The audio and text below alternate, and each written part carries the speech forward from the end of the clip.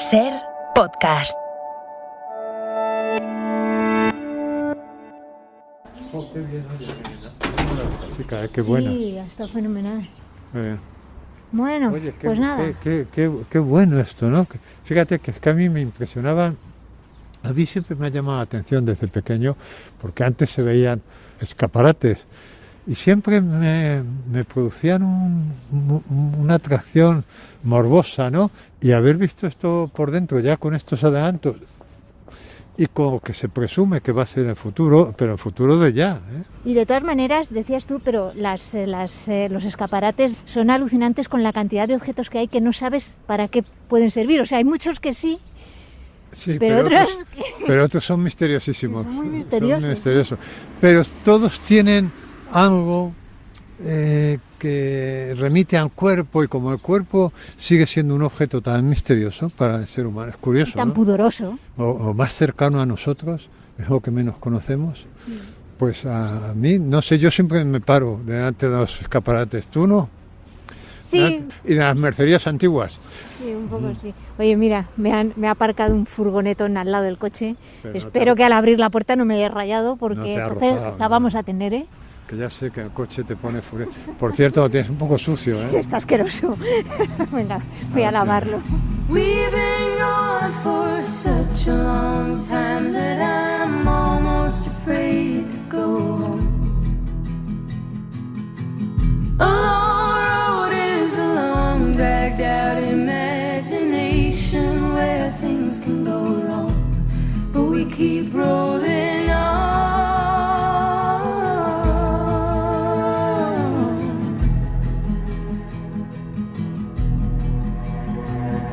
No, doctor, but if I was guessing, I'd say it was just growing pains. And painful as growing is, we can't forget it's hard to get to taking the reins, and we'll all be okay.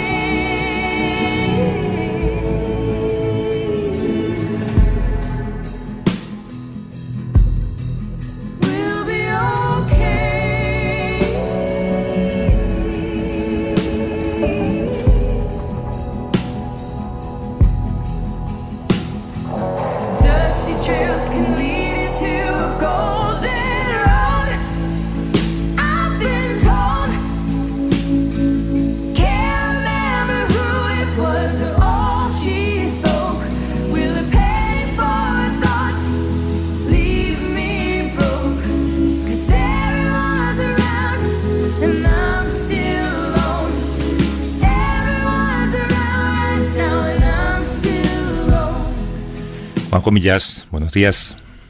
Buenos días, Javier, ¿cómo estamos? Muy bien, es muy de antes esto de ir a ver escaparates, ¿no? A mí, nosotros lo hacíamos, eso de vamos a ver escaparates, ¿no? Es verdad que existía esa expresión, es verdad, vamos a ver escaparates, sí. Como un modo de pasar la tarde. Es que han cambiado mucho los modos de entretenimiento, ¿no? Claro, También recuerdo que íbamos al aeropuerto a ver aterrizar los aviones, porque en el aeropuerto de Barajas había una terraza a que podía entrar el público. Te estoy hablando de hace muchos años, ¿no? Cuando la gente prácticamente podía despedir en la pista a los que se iban. Pero había una terraza, y entonces ver despegar y aterrizar a los aviones, pues era un entretenimiento. Es verdad. Pero un buen entretenimiento. Bueno, yo tenía un amigo que su casa estaba en la calle López de Hoyos, que era la calle, digamos, más comercial de mi barrio, de la Prosperidad, y desde su balcón, y era una calle por la que pasaba el tranvía, que era un artefacto curioso, ¿no? El tranvía. Y allí nosotros pasábamos muchas tardes viendo pasar el tranvía. O sea, sí, pero es curioso porque lo de los escaparates, mira, de hecho en inglés hay una expresión que es window shopping, que ya incluye ir a ver escaparates sabiendo que no vas a entrar en las tiendas. O sea, sabiendo que no vas a comprar. Sí, sabiendo que no vas a comprar, pero eso también se dejaba claro, ¿no? Cuando se decía, bueno, nos vamos a ver escaparates, sabes que vas a estar sin dinero, era solamente una actividad, bueno, pues es que no había wifi, entonces no había internet y había que entretenerse. Y tú has mencionado las mercerías. ¿Por qué? ¿Por lo minucioso de los escaparates? Porque claro, ¿qué pones en el escaparate de una mercería? Hilos. Las mercerías a mí me impresionaban porque en las mercerías, que luego dentro vendían bobinas de hilo y lana y agujas y tal, pero en los escaparates había muchas cosas relacionadas con el cuerpo. Por ejemplo, había fajas y había elementos, digamos, correctores del cuerpo. La faja es un elemento corrector del cuerpo, ¿no? Y siempre me llamaba la atención, incluso ahora lo pienso, ¿por qué las fajas son tan antiestéticas? Quiero decir, que yo sepa, a lo mejor han cambiado, pero siempre son de color carne, es decir, intentan imitar a la carne, pero no la imitan, con lo cual se convierte en algo mucho más siniestro. Digo, ¿por qué no harán fajas pues con los colores de los vestidos de Ágata Ruiz de la Prada, ¿no? De flores, o sea, fajas rojas, fajas amarillas, pero no, o sea, parece que los elementos que están como para corregir algo que se considera un defecto, tiene que ser siempre feo, ¿no? Tiene que ser siempre un poco siniestro, ¿no? Estoy pensando que yo creo que es la primera vez en este programa que escucho la palabra faja y me ha recordado a mi abuela, que cuando le decíamos, abuela, vamos a pasear, siempre decía, sí, bueno, espera que me pongo la faja. Era como que estaba prohibido salir a la calle sin faja, ¿no? Y nunca pensé que hablaría de esto en este programa. Las fajas. Sí. Y es verdad que estaban en la puerta en los escaparates de las mercerías. A mí me gustaban las ferreterías. También a mí, cuidado.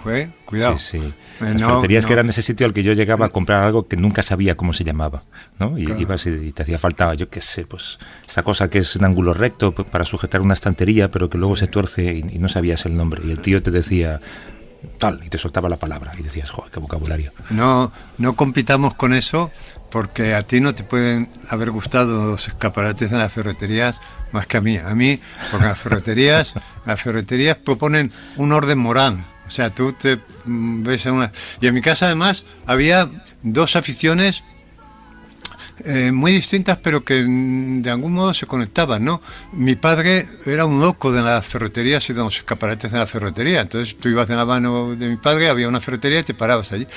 Y claro, tú mirabas la ferretería, no entendías nada, pero mirabas el rostro de tu padre y decías, aquí hay algo con significado, ¿no? Entonces, mi padre era muy aficionado a la ferretería y mi madre muy aficionada a la farmacia, ¿no?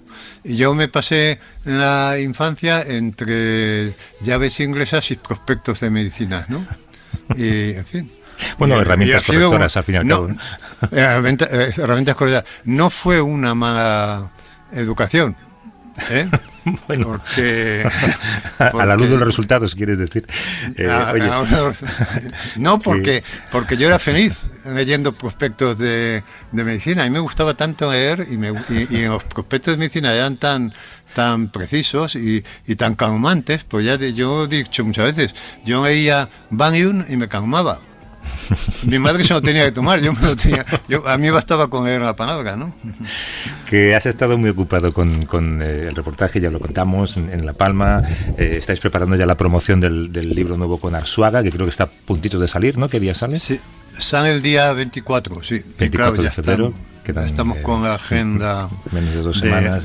Ya estamos negociando. Bueno, claro, tenéis que negociar como pareja artística vosotros, ¿no? Porque tenéis agendas complicadas y tenéis que ir juntos. Claro, Arzuaga, imagínate, Arzuaga tiene una agenda... ¿Y pedís las mismas exigencias en el camerino?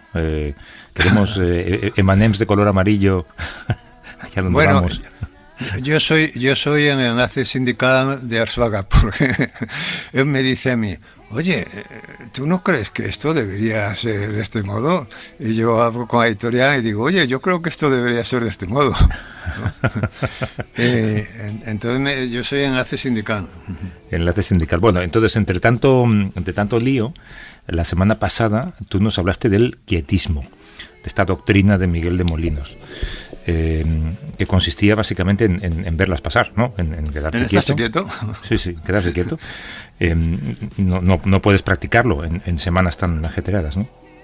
Bueno, pues es que verás, los misterios de la memoria, ¿no? Que a mí me vino esto a la memoria en Vuelo de Vuelta de Canarias, como era un buen largo y no tenía lectura y tal, y dije yo, uy, ¿qué hago aquí 3 horas y tal? Y me vino a la memoria en quietismo y dije, voy a estarme quieto. Y entonces me pasaron un montón de cosas estándome quieto. Y desde entonces he estado toda esta semana practicando el quietismo, que tiene la ventaja frente a yoga o, en fin, otras disciplinas. Hay otras disciplinas que te obligan a la relajación, por ejemplo. Empieza a imaginar que los pies son de plomo, que no tienes pies, y es un esfuerzo tremendo hasta que llegas a la cabeza, ¿no? Hasta que llegas a deshacer todo el cuerpo, y además cuando ya estás llegando al pecho vuelven a aparecer los pies y tienes que regresar, ¿no? O en yoga, que tienes que fijarte mucho en la respiración, y a mí me agobia un poco porque pienso que esto de respirar es un milagro y que en cualquier momento no voy a poder hacerlo. Y sin embargo, estarse quieto no te exige nada, más que estarse quieto. Entonces yo por las tardes que suelo leer, ¿no? De vez en cuando dejo el libro a un lado y me quedo quieto. Y oye, pasan muchas cosas. Pero bueno, el caso es que con esto, pues dije, voy a repasar a Miguel de Molinos, que por cierto está lo incluye Marcelino Menéndez Pelayo en la historia de los heterodoxos españoles, o sea que no es cualquier tontería, ¿no? Como sabes, es un fraile místico del siglo XVII, murió a finales del XVII, y recuperó una palabra que yo creo que venía de la Edad Media, quietismo, y la convirtió en una mística, ¿no? En un método para alcanzar la divinidad. Pero, claro, esto de estarse quieto hay que entenderlo, ¿no? Porque a veces para estarse quieto hay que moverse, ¿eh? Porque según el quietismo, lo único que hace falta para alcanzar un estado místico es estarse quieto. Pero entendiendo por estarse quieto un tipo de pasividad que desdeña cualquier esfuerzo por alcanzar la paz. Es decir, que no hay que resistirse, por ejemplo, a las tentaciones. Y claro, no resistirse a las tentaciones a veces exige moverte, ¿no? Sí, sí. Fíjate, hay que alargar la mano hacia el jamón ibérico, ¿no? Claro, en lo que dice, en lo que condena son las vías purgativas, ¿no? Es decir, las vías típicas del ascetismo, el ayuno, el cinicio, en fin, todo lo que sea sacrificio. No, todo eso está prohibido. Ahora bien, fíjate algunas de las proposiciones de Molino que son realmente divertidas, ¿eh? Dice, conviene que el hombre aniquile todas sus potencias, y en esto consiste el camino interior, eliminar todas sus potencias, que esto se parece mucho a la eliminación del yo del budismo, ¿no? Me parece a mí, la aniquilación del yo. Pero bueno, seguimos. Dice, condena, por supuesto, como digo, las vías purgativas, ¿no? Y dice que Dios permite, escucha esto, Dios permite que el diablo nos tiente obligándonos a cometer actos carnales. Dice, aún estando despiertos, moviendo físicamente nuestras manos y otros miembros sin voluntad. Claro, se refiere a la masturbación, evidentemente, ¿no? Pero fíjate con qué delicadeza lo dice. Lo que tenía era una jeta tremenda Miguel de Molinos. Para ser fraile, digo. Claro, entonces el quietismo a veces, estando quieto, te ataca una fantasía sexual y bueno, pues ¿qué vas a hacer, no? No te tienes que resistir. En esto consiste estar quieto también. Pero fíjate lo que añade, que es muy bueno. dice, puede darse el caso de que estos impulsos violentos a actos carnales se den al mismo tiempo en personas de diferente sexo y que hagan a la vez el acto carnal. O sea, que aquí la cópula también está permitida si da la casualidad de que tú estás quieto con otra persona que está quieta también a tu lado, pero de repente el diablo os impulsa a los dos, os mueven los brazos, os Dios mueve lo perdona. las piernas. Sí. No, era fraile, dices, era fraile. Era un fraile que fue condenado, era un heterodoxo, claro, un hereje, fue condenado por la Inquisición, bueno, estuvo condenado, a punto de ser condenado a muerte, pero fue condenado a cadena perpetua, ¿no? Bueno, y dice, perpetua, para estar quieto está bien también. Sí, bueno, sí, porque además creo que la cumplió en un convento. No es lo mismo que cumplir en la cadena como estos frailes que retiran ahora a los conventos, ¿no? Por las pederastías, ¿no? Bueno, dice que en estos casos que hemos mencionado, hay que dejar actuar al diablo, como dice un amigo mío, darle una oportunidad al caos. Que esta frase es buenísima, ¿no? Quiere decirse que el quietismo con frecuencia pues exige también moverse, ¿no? Entonces para mí ha sido un descubrimiento. Yo no sé a este hombre, por cierto, dónde lo estudié, filosofía quizá, pero este hombre pertenece más bien a la teología, pero bueno, en algún momento de mi vida de estudios yo me lo tropecé, lo tenía completamente olvidado y me parece un sujeto interesantísimo. Miguel de Molinos, la teoría del quietismo, que es esa también fascinación por ese tipo de escaparates, y la noticia que hemos leído esta semana sobre un experimento en Suiza que ha permitido, recuerdo que 2 parapléjicos hayan vuelto a caminar. La suma de esos componentes os han llevado, a Paqui Ramos y a ti, al lugar que vamos a descubrir. Muy buenos días, Francisco. Hola, buenas, Jens. Sí, ¿Qué tal? buenos días. ¿Cómo ¿Qué estás? tal? Él es ¿Cómo estáis? Juan Muy buenos Jumillas. días. Pasa. ¿Pero a qué hora abrís? A las 8.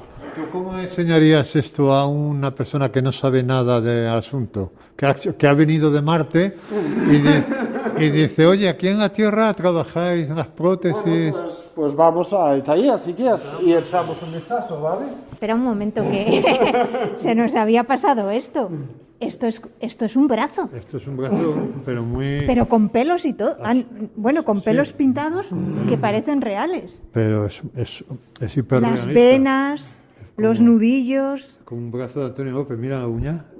Pero esos son fundas. Es una funda Que estética. es una funda que va por encima. No artificial. Es que te puede Claro, poner pero los lunares. Esta, si no te dicen que es de mentira, no te enteras. Son de un realismo. Es que este hasta tiene callos.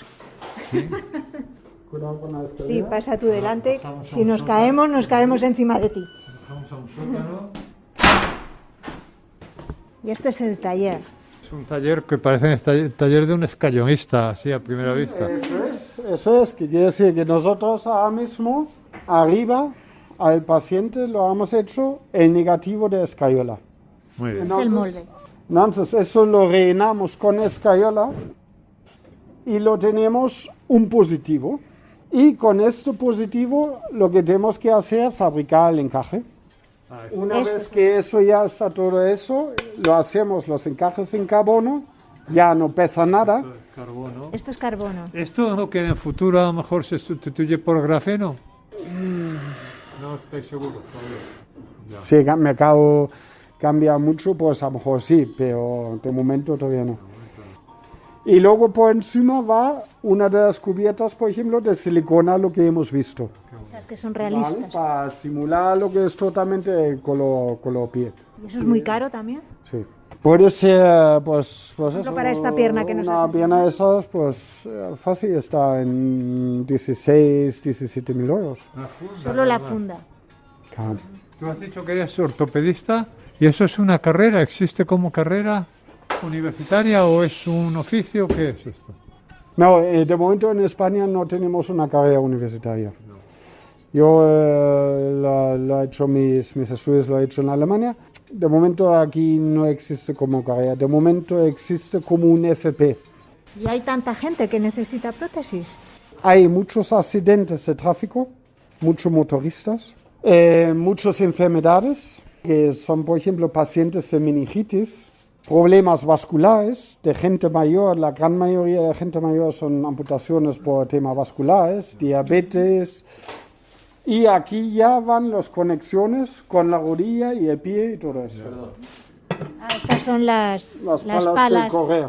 Palas de correr, que estás. Y una cosa, estas están tuneadas, tienen Esa está estrellitas, tuneada, un correcaminos. Claro, que realmente tiene aquí su estrella, su brilli y todo, ¿no? El brillo. Claro, aquí. Sí, aquí sí. Claro, con esto es que cogen velocidades brutales. Oh, you are the hole in my head. Fíjate, pues yo recuerdo algún escaparate de alguna ortopedia en el centro de Madrid, que eran escaparates lógicamente tétricos, ¿no? Porque también tenían estas prótesis, en su mayoría con color carne, como decías tú antes, ¿no? Eso sí que eran escaparates, ¿eh?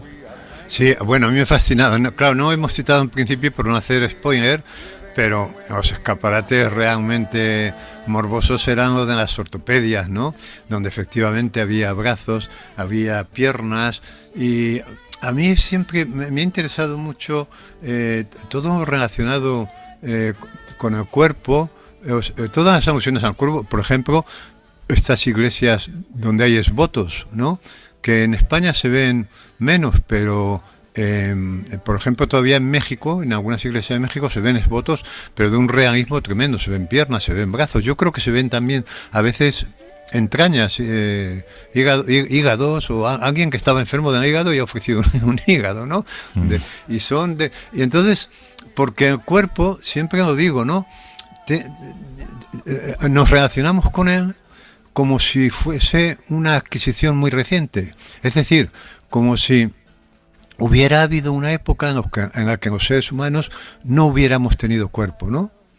Y entonces el cuerpo fuera un invento que hubiera venido a sustituir una amputación. No sabemos de qué tipo, ¿no?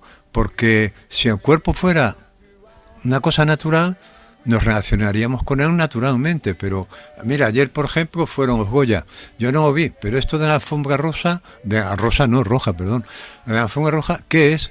Es un paseo de cuerpos, ¿no? O sea, es mostrar cuerpos, y es y como diciendo, fíjese qué cuerpo he adquirido yo, como si hubiera comprado en la Gran Vía, ¿no? Entonces es curiosa, porque es una relación, ya digo, del que no siempre ha tenido cuerpo. Yo siempre lo comparo con el que se compra un coche, ¿no? Tú vas a cenar a casa de unos amigos y al final de la cena te dice, oye, me he comprado un coche tal, con los últimos adelantos, y no es raro que te lleve al garaje a verlo, ¿no? Dices, joder, ¿qué coche? Porque ya es híbrido, porque es eléctrico, yo qué sé. Pero sería muy raro que fueras a cenar a casa de un amigo que tiene un coche de hace 30 años y te dijera, por cierto, te voy a enseñar mi coche. Bueno, porque ya es un coche, ya está incorporado y tal, ¿no? Bueno, pues nosotros estamos diciendo continuamente, te voy a enseñar mi cuerpo, ¿no? Y eso da la impresión de que no siempre lo hemos tenido. Entonces, las ortopedias vienen, por una parte, a sustituir partes del cuerpo y por otra a completarlo o a corregirlo. La palabra ortopedia es muy curiosa porque viene de dos términos griegos, orto y paide, de buena educación, ¿no? Pero todas las palabras que empiezan por orto implican corrección, ¿no? Pues por supuesto, ortopedia, muchas veces a los niños que meten los pies para adentro de pequeños se les pone una plantilla para corregirlos, ¿no? Pero fíjate, ortografía, que por cierto, que es una buena escritura, ¿no? Que por cierto he leído que hace poco, no sé si has reparado en ello, que en la escuela de ingreso a la policía se suprime la prueba de ortografía. Que antes, sí. Y que me llamó la atención, ¿no? Porque pensé, ¿cuánto se puede deteriorar la ortografía? ¿Cuánto podemos permitir que se deteriore la ortografía para que se empiece a deteriorar también la sintaxis y por lo tanto el pensamiento, ¿no?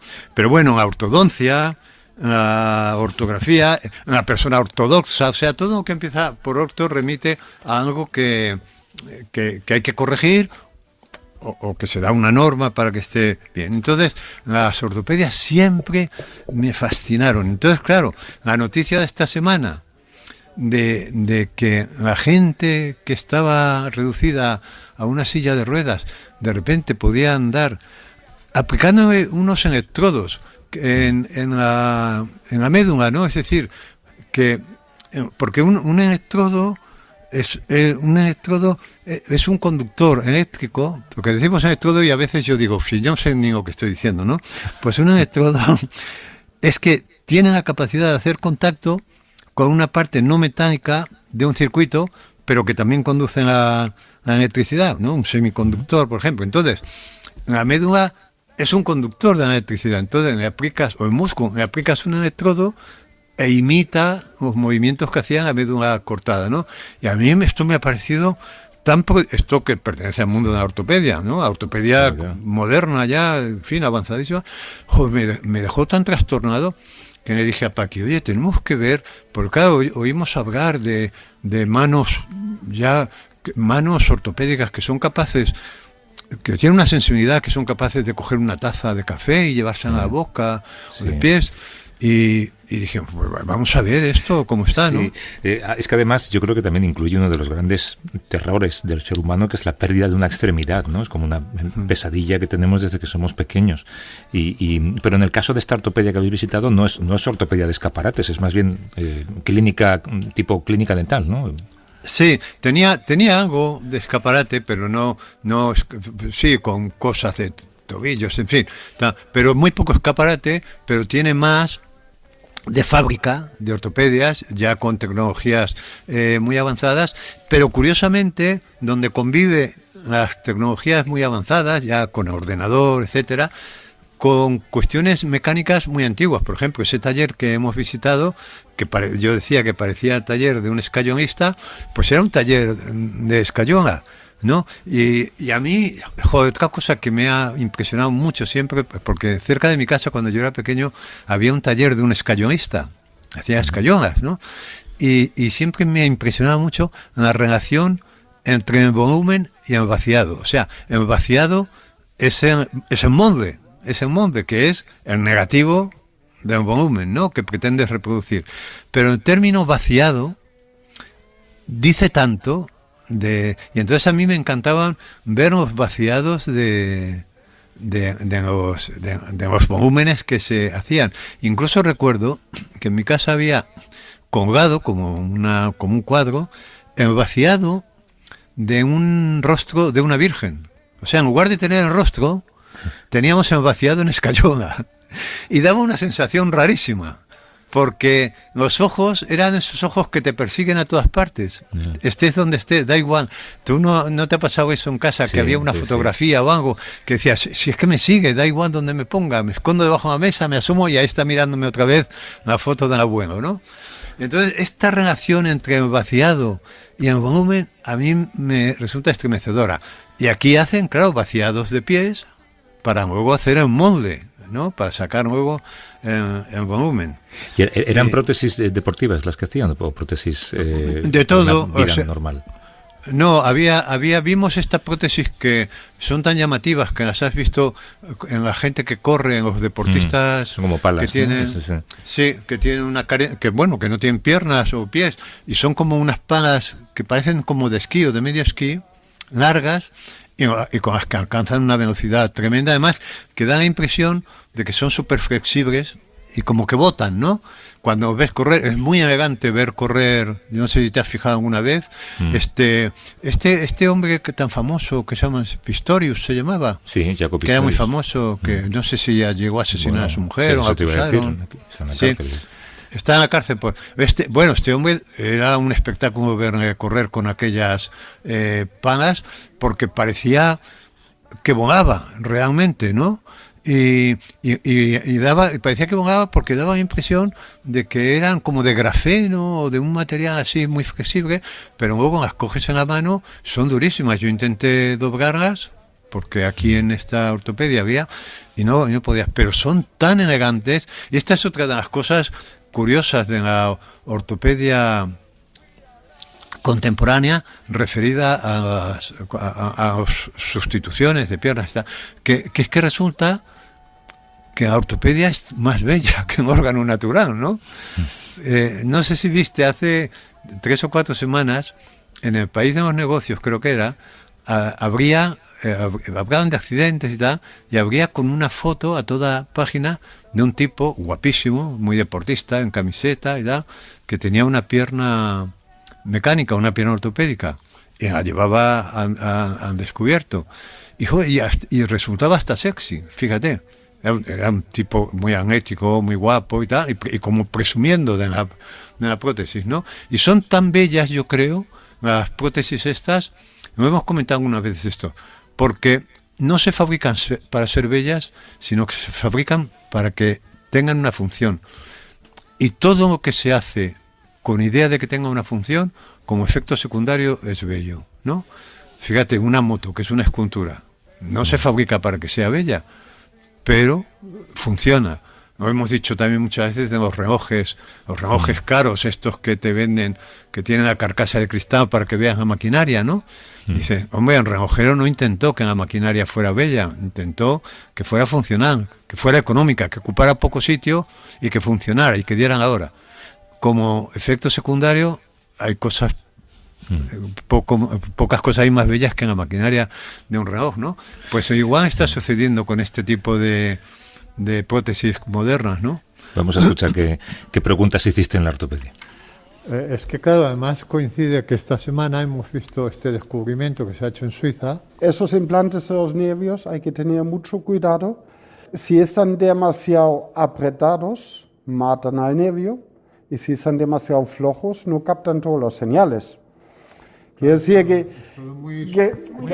claro, que quiere decir que no es una cosa, no, pues mira, a todo el mundo ahora mismo lo podemos poner a esto y a todo el mundo que está en una silla de ruedas lo vamos a hacer andando.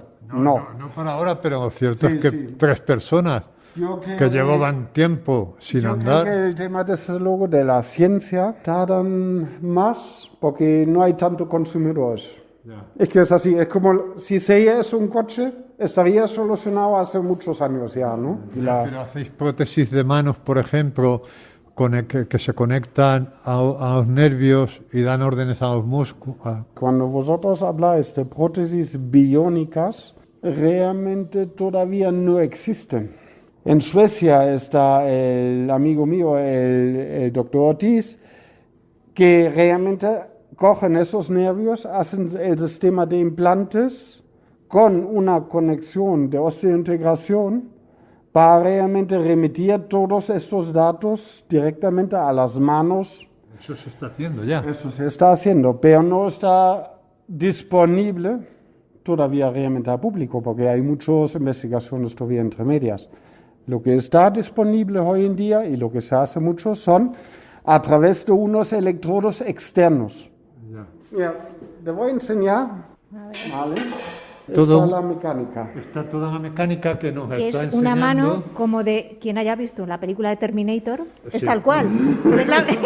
Es así. Preciosa, es una mano bellísima, es una escultura, tiene cada dedo, tiene 2 falanges, la tercera falange no está articulada. No.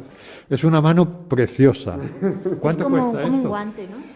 Fácilmente entre 60.000. Esta mano cuesta 60.000 euros. No es la mano. Todo el completo de la prótesis hay que adaptarlo a la persona y eso, pues... ¿Pero esto cuánto tiempo dura? En principio los fabricantes están todos aproximadamente entre 5 y 6 años de uso, de utilidad. A ver, que aquí lógicamente por dentro está todo el sistema mecánico, ¿vale? Que quiere decir que eso va a través de unos microelectrodos y con procesadores de hidráulicos que mueven esas manos. Y el resto del chasis está aluminio, partes de titanio y bueno, eso es una imitación de carbono. Justamente la semana pasada realmente se ha arreglado el tema de catálogo de prestaciones ortoprotésicas.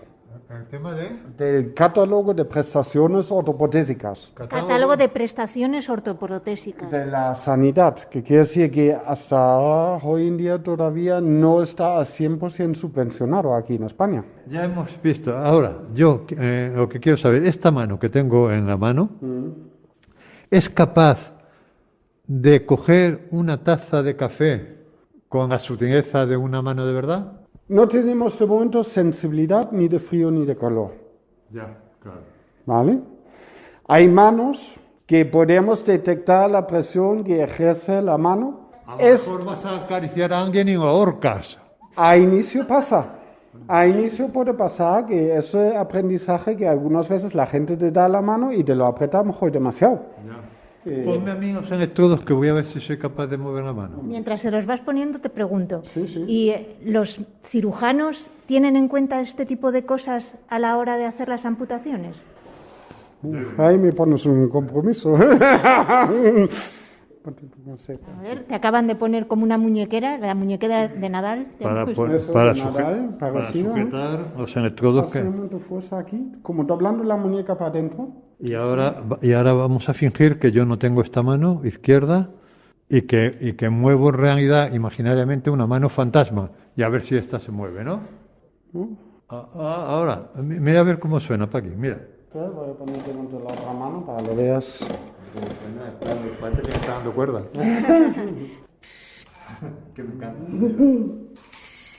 Es muy gracioso porque Juanjo no solo mueve el brazo, sino que mueve todo el cuerpo. Entonces, para abrir la mano se ha echado de cintura para atrás. Para rotar. Hay que dar una contracción. Ahí. Estás cerrando el puño. Cierro pero no roto. ¿No? De rotar podría rotar como en la cabeza de la niña del exorcista. Eso es. Muy ventajoso. Vale. Esos tipos de cierres pueden estar preprogramados, por ejemplo, para dar al teclado del ordenador, se puede cambiar la posición del pulgar para coger una llave, abrir una página de libro. Vamos, yo tengo un paciente que le faltan los dos y ese chico se pincha la diabetes todo el día con las manos mioeléctricas. Mira, hay aquí un cuerpo humano, el esqueleto de un cuerpo humano. O sea, muñeca, fíjate en la cantidad. Muchísimo. Es que es una locura. Es que esto realmente mecánicamente es imposible de reproducir de momento. Es asombroso lo que vais describiendo, pero entonces las manos o las piernas biónicas están en fase de experimentación, ¿no? Por lo que cuenta este hombre. Bueno, ya están muy avanzadas. Lo que pasa es que, claro, se sospecha que además pronto, porque tú fíjate, estos electrodos, vuelvo a decir, el electrodo a mí me lo aplicaron a los músculos de un poco más arriba de la muñeca, fingiendo que yo no tenía la mano, ¿no? Claro, ¿qué pasa? Que los músculos son conductores de la electricidad. Entonces, yo a través de impulsos eléctricos dados exteriormente, o sea que ni siquiera es que hubieran cogido los haces de mis músculos y los hubieran implantado en la mano, ¿no? Simplemente yo moviendo la mano, movía una mano mecánica que estaba a medio metro mío, ¿no? Esa mano puesta en mi muñón, digamos, pues ya tiene muchísimas prestaciones, pero muchísimas, porque además tú puedes programar desde tu móvil, puedes programar la intensidad, en fin, muchas cosas. Pero esto son avances ya brutales. Esta persona de la que hablaba, que le faltaban las dos manos, había tenido un problema, y tenía dos manos biónicas, en fin, que tienen dos componentes, uno mecánico, que es fantástico, porque si observas con la delicadeza con la que están hechas las falanges, por ejemplo, ¿no? Te quedas alucinado. Es que la mecánica es fantástica. Y otro eléctrico, pero claro, es que en el cuerpo hay mucha electricidad, o sea, somos circuitos eléctricos, ¿no? Y está en fase, pero está continuamente avanzando. Y lo que ya existe es prodigioso. Sí. Hace poco estuve en una muestra en el Smithsonian que era sobre el mundo del futuro y había una parte dedicada a la ortopedia y había dos cosas muy interesantes. Una era una especie de guante. Gente que ha tenido un ictus, por ejemplo, y pierde movilidad en una mano, tienen que ir a fisioterapia y un fisioterapeuta les hace un movimiento en la mano que hay que hacerlo durante horas y durante semanas y durante meses. Entonces es un guante que te hace ese movimiento y te ahorra el trabajo de tener que ir a un fisioterapeuta, ¿no? Y había otra cosa que que estaba en fase de desarrollo también, que era una especie de cinturón para ayudarte a caminar sin que te canses. Y en el futuro seguramente para ayudarte a subir escaleras. Entonces es un cinturón que también lleva una especie de conexiones hacia las rodillas y a medida que tú andas te va dando un impulso extra, te va subiendo la pierna un impulso extra mientras que te apoyas en la otra pierna, ¿no? Y claro, decían que cuando se perfeccione se conseguirá lo que es el santo grial de la ortopedia, que es que alguien pueda subir escaleras, ¿no? Claro.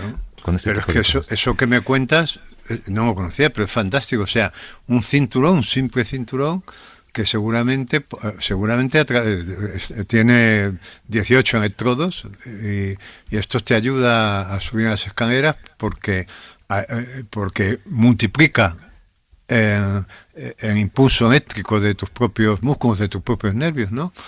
A mí me parece un mundo, te lo digo, fascinante, ¿no? Es curioso que no salga, que no seamos conscientes de los avances en ese mundo, ¿no? O sea, que tengamos tanto espacio en la prensa diaria, en la radio diaria, en la televisión diaria, y estos avances médicos, estos avances en mecánica incluso, que es como dices tú, una ciencia maravillosa de la que dependemos para todo, porque la mecánica diseña los robots que hacen los circuitos que están en el teléfono que llevamos en el bolsillo, ¿sabes?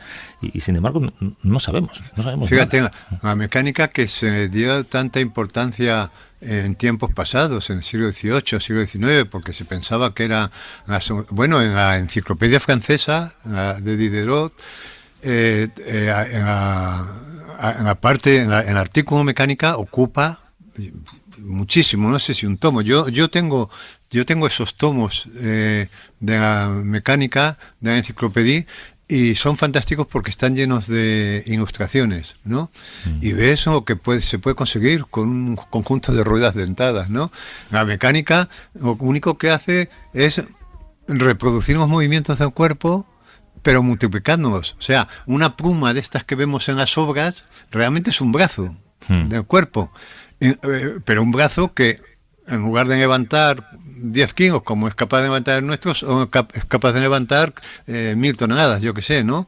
Y por eso lo fascinante de la mecánica es que está hecha a imagen y semejanza del cuerpo, de los movimientos del cuerpo, ¿no? Pero la micromecánica de las manos estas, por ejemplo, que ya te digo, son maravillosas. Claro, se habla poco quizá, porque quien lleva una prótesis a lo mejor no lo dice, porque estas manos, a mí me gustan las manos estas que estuvimos viendo, que son como de carbono, negras, pero preciosas, verdaderas esculturas. Yo si tuviera que llevarla, la llevaría en descubierto. Pero luego hay mucha gente que la forra con una piel sintética, que es perfecta. Estos brazos que veíamos al principio, que tienen sus pelos, sus imperfecciones, sus poros, y tú, es imposible que notes que alguien tiene una... pero sin embargo hay gente que las lleva... Yo las llevaría en descubierto porque tiene una estética... Es un poco como la estética de ojo de pirata, de parche de pirata, que es una estética chula, pero, pero guapa, sí, que en lugar de taparla, la resaltas con el parche, pero el parche, ¿quién usaba? Era un ministro israelí, ¿no? ¿Quién usaba? Ay, sí. No me acuerdo. Sí. En la época, sí, ya me acuerdo.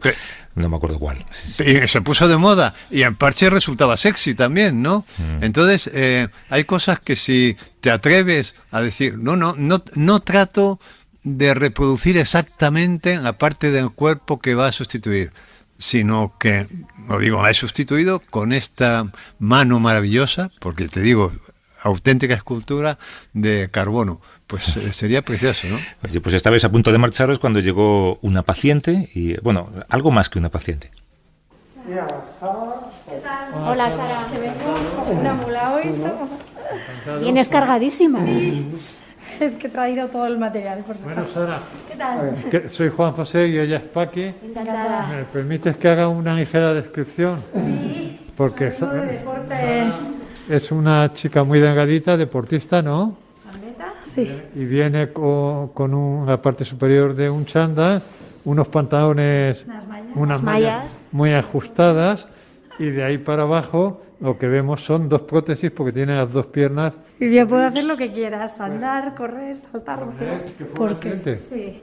¿Hace mucho tiempo que llevas prótesis? Pues mira, este año ya hace 10 años ya. Y te mueves con una agilidad y una seguridad de unas piernas naturales, ¿no? Hombre, si yo llevo pantalones largos, a lo mejor ni te enteras de que llevo prótesis. Yo creo que la gente te mirará, pero asombrada. Pero es verdad que cuando al principio, por ejemplo, yo hace 10 años, la discapacidad o la amputación te afecta mucho a la vida personal y piensas que los demás te van a juzgar, no te van a aceptar o te van a ver de otra manera, y por eso todo el mundo tiende primero a comprarse o a hacerse unas prótesis estéticas en las que disimule. Y yo creo que en el proceso del duelo, cuando lo vas superando y vas viendo qué es lo que hay, que lo que tienes son unos pies protésicos chulísimos, que por qué no enseñarlos tal y como son. chulos, pero muy chulos, muy chulos. Sí, y la gente me mira y se les olvida, ¿no? Hay mucha... Bueno, mi entorno, mi familia, mis amigos, o sea, ya no se acuerdan de que no tengo pies. Y luego son rosas, los encajes son rosas. Me las pinté yo. Te las pintaste tú, te las has tuneado tú. Para ir a Tokio me puse, pues eso, el muñequito de los juegos, Pero entonces tú eres una deportista olímpica. Sí, yo estaba en los 2 juegos, en Río y en Tokio estuve. Como somos ignorantes deportivos, no. ¿Cómo te llamas? Sara Andrés. ¿Tenemos 100 metros? Yo hago 100 metros y salto de longitud. Eso sí que Y me te ha roto. pone como un reloj este hombre. Claro, es venir al taller, es como llegar, es como un Fórmula 1, ¿no? Llegas a box, te pones los tornillos bien y te sales corriendo. Claro. Al principio podías tener una percepción de ir sobre zancos. Al principio tenías esa Y percepción. lo has clavado, o sea, la sensación es como ir en zancos. Digamos que tú tienes que reconfigurar otra vez tu cerebro para que sepa que no hay pie y que tenga otra sensación que es la del pie protésico. Al principio yo andaba como un bebé. Me viene a la memoria un término que a mí me interesa muchísimo porque me parece muy misterioso, que es la propiocepción, ¿no? Que consiste en que yo, aunque esté con los ojos cerrados, sé dónde están mis brazos, por ejemplo, ¿no? Total, yo ahora mismo estoy notando la planta de mi pie, de la prótesis. Y yo, por ejemplo, cuando piso a alguien me doy cuenta, hay gente que no, yo me doy cuenta. Tus pies fantasmas se han convertido en pies reales. Sí. Oye, ¿y podemos ver cómo te pones a las otras? Sí. Mira, a ver, te he traído las de saltar porque la derecha chifla. Cuando dices que chifla, ¿qué quiere decir? ¿Que hace ruido? Que la válvula, sí. Sí, que esos prótesis están sujetos al vacío. Y si está pegada por el vacío, para quitártela tienes que quitar el vacío. Claro, la válvula, apretas el botón, entra aire y tú puedes Que es sacar. como cuando yo para abrir un bote de garbanzos tengo que hacer un agujero.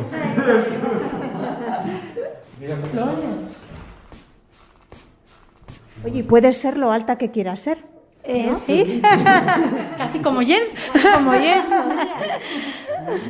Sí. Oye, ¿y las piernas de andar te ha financiado algo con la Seguridad Social? Sí, la Seguridad Social paga al año, la verdad que una cuantía muy pequeña y no dan ni siquiera para los pies que yo tengo. Pero es Podéis caro. hacer una idea, una prótesis de esas características está cerca de unos 10.000, más o menos, y la Seguridad Social te devuelve 1.500. Hasta ahora es eso, si no tienes dinero, no tienes calidad de vida. Bueno, oye, Bueno, pues ha os sido un dejamos placer. trabajar. Muchísimas gracias, os dejamos trabajar. Mucha mierda o lo que se diga para los próximos juegos. Pues mira, los olímpicos dicen, antes de salir de una carrera a correr, dicen que te rompas las piernas, pero ya en mi caso ya no. No, creo que ya no más. Muchas gracias. Qué bueno, qué más. Sara Andrés, que quedó séptima en los Juegos Olímpicos de Tokio en la modalidad de 100 metros y que por lo que escucho era todo vitalidad, ¿no? Seguro que caminaba con más soltura que vosotros. Sí, bueno, yo me dije, venga, a ver, salta, ponte en la pata coja, porque no me lo podía creer. Y hacía todo, saltaba, se ponía en la pata coja, con una soltura. Además era una chica con tanto encanto que te la habrías llevado a casa, ¿no? Y llevaba las prótesis al descubierto, presumiendo de ellas. Y además llevaba unas zapatillas deportivas muy bonitas. No, era, ya te digo, yo me habría traído a casa una chica encantadora, bueno. preciosa. Esto de la propiocepción, es el término que usabas, propiocepción, el Sí, ser consciente de tus... Bueno, esto que se dice, ¿no? Que cuando pierdes una pierna todavía sientes que la tienes. Bueno, esto es el miembro fantasma que con frecuencia es una desgracia porque duele, ¿no? Pero no, la propiocepción es la percepción de tu propio cuerpo y eso es súper misterioso, ¿no? O sea, como tú, ya te digo, incluso con los ojos, tú te pones la mano derecha detrás, en la espalda, cierras los ojos y sabes dónde tienes la mano, tú sabes dónde acaba tu cuerpo. O sea, tú sabes los límites de tu cuerpo. Y eso, o sea, que hay una percepción de tus límites. Y esto es muy curioso, ¿no? Y esto se adquiere, yo creo, muy de pequeño. En ese momento, quizá, cuando llevamos por primera vez a un niño ante un espejo y le decimos, ese eres tú. Porque un niño... va mucho más allá con la cabeza que con el cuerpo y seguramente el niño yo creo que no tiene una idea muy clara de sus límites, ¿no?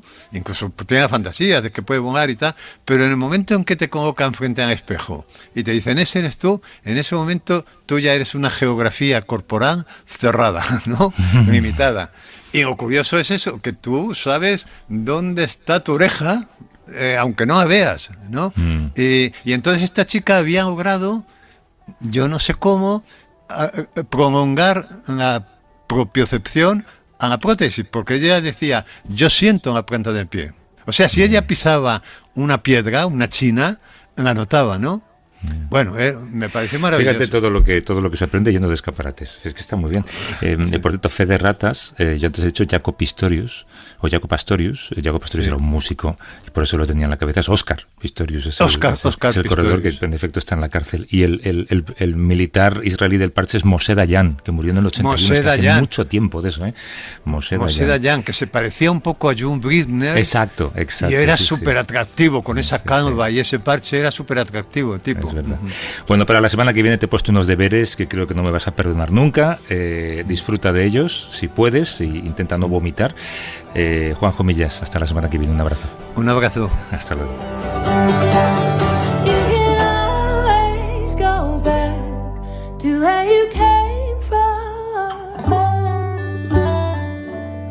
Suscríbete a Vivir que son 2 días. Todos los episodios y contenidos adicionales en la app de Cadena SER y en nuestros canales de Apple Podcast, Spotify, iVoox, Google Podcast y YouTube. Escúchanos en directo en la SER sábados y domingos a las 8 de la mañana. Cadena SER. La radio.